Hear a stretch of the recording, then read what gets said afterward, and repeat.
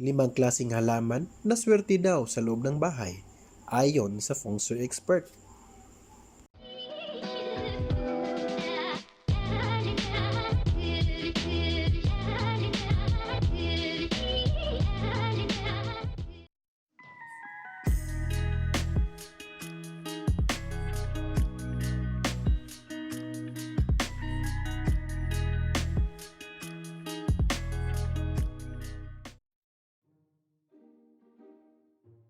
Sa panahon natin ngayon, marami talaga ang naiinganyo na magtanim ng mga magagarang bulaklak sa loob ng bahay.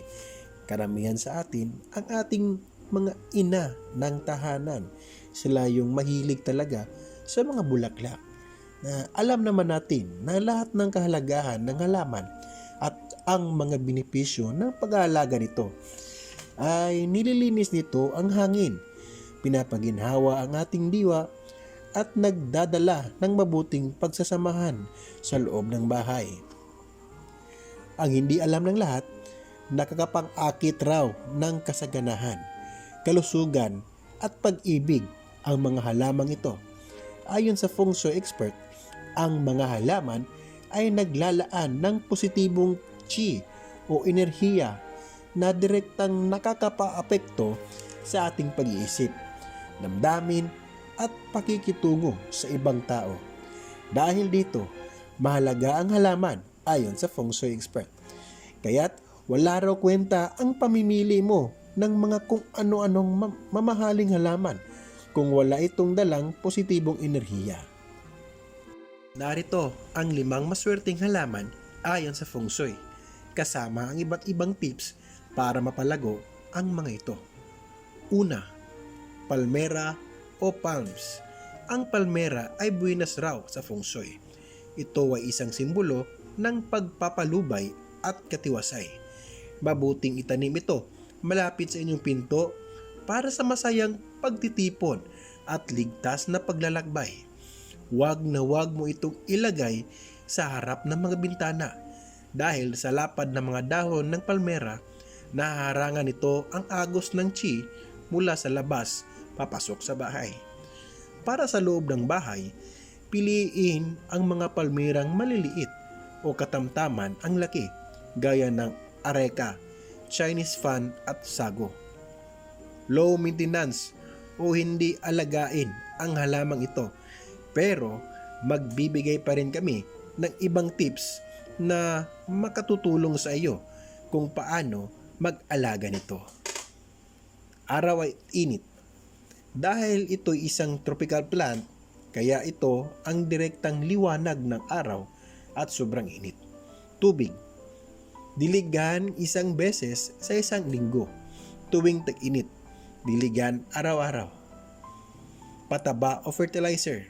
Hindi ito kinakailangan, lalo na't maliliit lang ang mga halaman. Babala. May mga klase ng palmera na nakakalason sa mga hayop, gaya ng sago palm. Karaniwang sakit, maaaring manilaw ang mga dahon. Huwag mo itong pungusan dahil kailangan ng palmera ang kanyang mga fronds o dahon para makakuha ng nutrisyon. Pangalawa, orchids. Mahigit sa 20,000 ang klase ng orchids sa buong mundo. Kaya naman, ayon sa mga eksperto ng feng shui, depende sa kulay ng orchids ang swerteng dala nito. Halimbawa, ang mga pink at orange na orchids ay nagbibiyaya ng pag-ibig, pagkakataong magkaroon ng anak. Ang puting orchids naman ay naglalaan ng tiwasay at payapang buhay. Ang isang tangkay ng orchid ay magdadala ng napakagandang kapalaran basta nakapwesto lamang ito sa tamang bahagi ng inyong tahanan. Heto po ang mga importanteng payo sa mga asikaso nito. Araw at tag-init. Bahagyang araw at katamtamang init na temperatura ang kailangan ng orchid. Tubig. Diligan ng 2 beses sa isang linggo.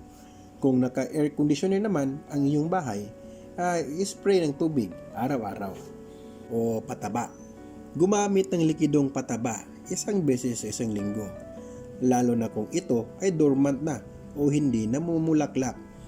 Ayon sa matatanda, nakakatulong ang ihi ng tao na may halong tubig upang mapabilis itong mamulaklak.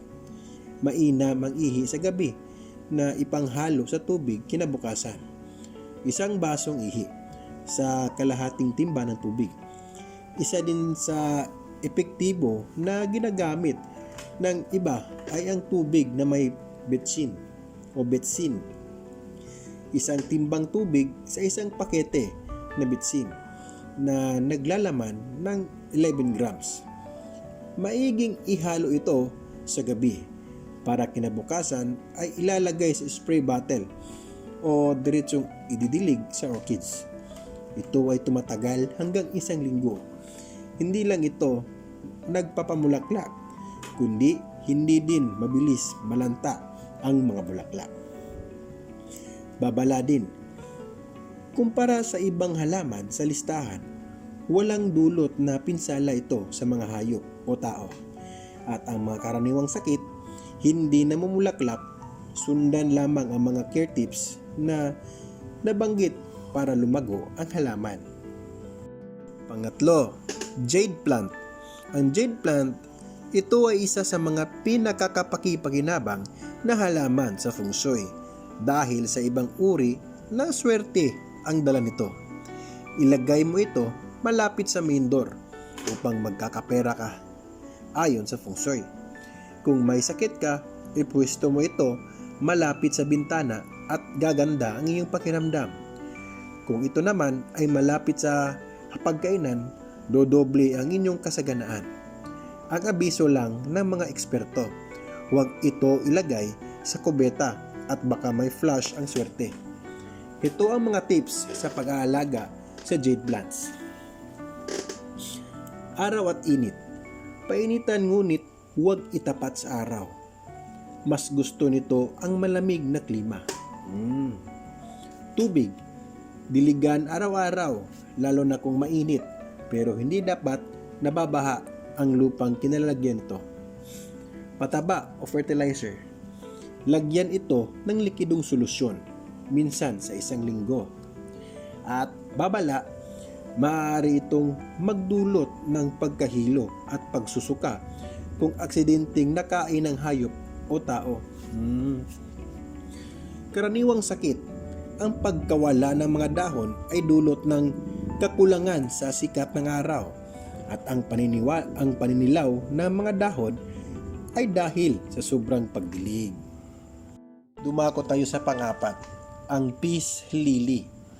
Ito na malamang ang pinakaperpektong halaman pangbahay.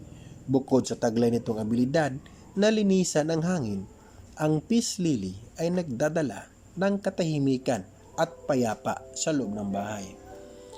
Kaya pa nitong kontrahin ang negatibong ki na nagbunga sa nakaraan. Dahil sa biyayang dulot nito ay maaaring ilagay ito kahit saan sa loob ng bahay. Higit sa lahat, napakadaling alagaan ang peace lily. Ito ang mga tips. Araw at tag-init, bahagyang lilim at preskong klima ang gusto ng peace lily. Tubig. Hintayin malugmok ang mga dahon bago ito diligan. I-spray ng tubig araw-araw kung mainit ang panahon. Dumako tayo sa pataba. Hindi kinakailangan ngunit pwedeng lagyan ito ng likidong solusyon kung gusto mo itong mamulaklak. At babala. Maaring mairita ang bunganga at tiyan ng mga hayop kung aksidenteng makain ito. Bawal din. Karaniwang sakit, ang pagkalanta ng halaman ay dulot ng sobrang pagdilig o kakulangan din sa tubig. Ang importanteng mahanap mo ang sapat na kakailangan nito. Importante na mahanap mo ang sapat na kakailangan talaga nito. Ang panghuli o ikalima, lucky bamboo. Bilang sagisag ng tibay at katatagan, Ang Lucky Bamboo ay ang pinakamaswerteng halaman ayon sa mga eksperto sa Feng Shui. Kung ang isang tangkay ng halaman nito ay kayang magdala ng magandang kapalaran, isipin mo na lang ang pambihirang swerte na dala ng mas maraming tangkay. Isang importanteng paalala, huwag mag-uwi ng 4 na tangkay dahil nagpapahiwatig ito ng kamatayan. Delikado din. Iposisyon ng inyong Lucky Bamboo sa sala o malapit sa main door ng inyong tahanan. Ito ang mga tips para mabuhay ng matagal ang Lucky Bamboo. Araw at init. Ilagay sa kwarto na may katamtamang temperatura at siguraduhin hindi ito nakatapat sa sinag ng araw. Sa tubig, kahit na mabubuhay ito na nakababad sa tubig, mas mabuti kung nakatanim ito sa lupa. Siguraduhin naman mamasa-masa ang lupa na kinatataman nito. Pataba, nakakalason ito sa mga alagang hayop. Yan ang babala. Pataba tayo, hindi ito kinakailangan, ngunit pwedeng lagyan ng pataba 1 beses lamang sa 1 buwan. At ang karaniwang sakit, kapag naninilaw na ang tangkay, may sakit ang mga halaman. Mabuting tanggalin ang parting ito para di na kumalat pa ang sakit sa ibang mga tangkay. So ayun mga kasenpai at mamshis na din dyan na nakikinig, ay sana naman ay nakatulong po ito, topic na to, para sa mga mahilig mangolekta ng mga halaman. At pero, kung bago ka pa lang sa aking channel, ay humihingi ako ng kaunting suporta sa inyo. Pakihit na lang po ang like at subscribe at i-ring na lang din ang notification bell para updated ka sa mga bagong videos na aking i-upload.